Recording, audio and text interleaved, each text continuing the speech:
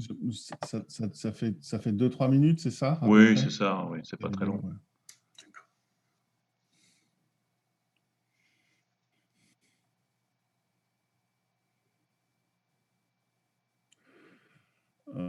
Alors, attendez.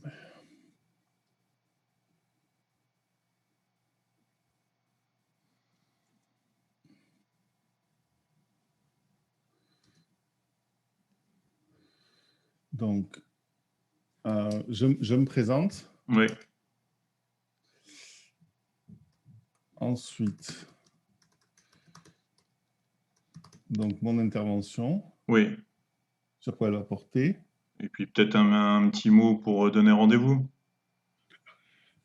Et, euh, et mon intervention en 3 idées, c'est ça? Ouais, c'est ça.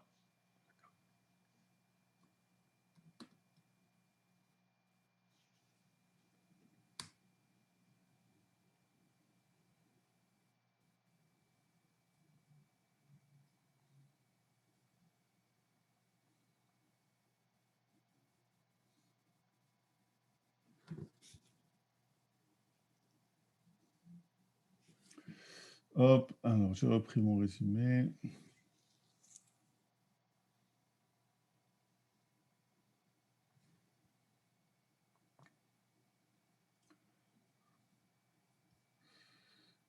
Comment que je peux faire?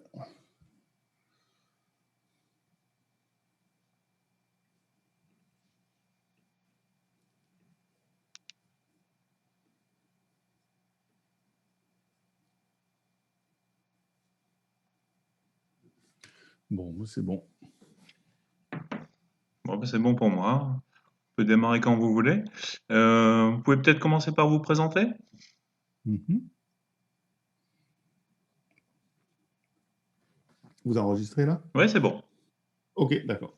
Donc bonjour, je m'appelle André Tricot, je suis professeur de psychologie cognitive à l'université Paul Valéry de Montpellier.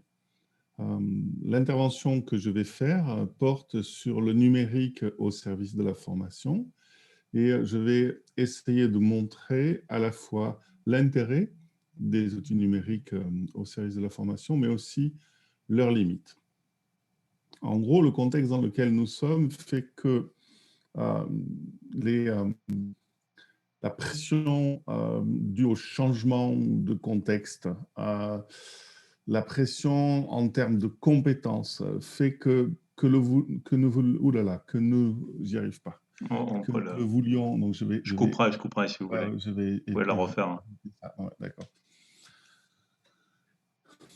Donc, dans notre contexte actuel, nous avons de plus en plus de pression due à des évolutions rapides pour avoir des formations toujours plus efficaces et que ce soit pour les compétences auxquelles nous devons former et pour le temps qui nous est imparti pour faire ces formations et même de plus en plus pour la disponibilité des personnes qui participent à ces formations.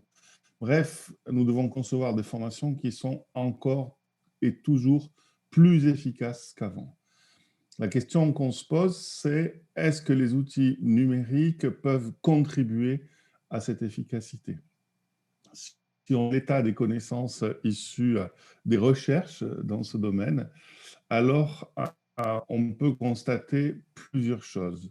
Premièrement, tous les outils numériques ne sont pas efficaces au service de toutes les formations. En réalité, il y a des fonctions pédagogiques spécifiques qui bénéficient des plus-values apportées par tel ou tel outil, tandis que d'autres fonctions pédagogiques ne bénéficient en rien des outils numériques. Il s'agit donc d'identifier dans quel domaine, pour quels axes de telle ou telle formation, les outils numériques peuvent nous apporter quelque chose à des prix de développement et de conception raisonnables.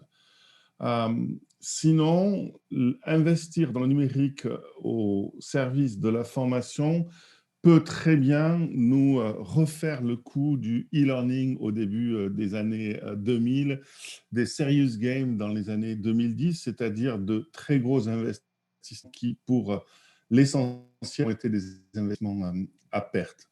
Donc, si on veut vraiment une place au numérique. Il faut accepter que le numérique, c'est un ensemble d'outils qui sont au service de la formation, au service de la pédagogie, qui nous donnent plus d'exigences pour nous, les formateurs, et qui sont en quelque sorte, et ce sera le message principal de ma formation, que des outils à notre service, nous les formateurs.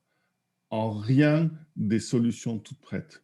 Ces outils sont en quelque sorte de nouvelles exigences pour nous les formateurs au service de formations plus efficaces.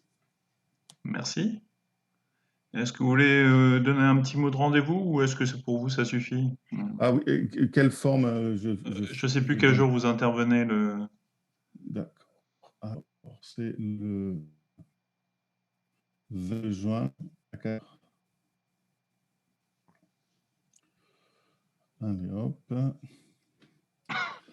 Donc, je vous donne rendez-vous pour cette intervention sur le numérique au service de la formation le 22 juin à partir de 14 heures. Merci. Ben, merci beaucoup. Je vais juste vérifier que ça a bien fonctionné.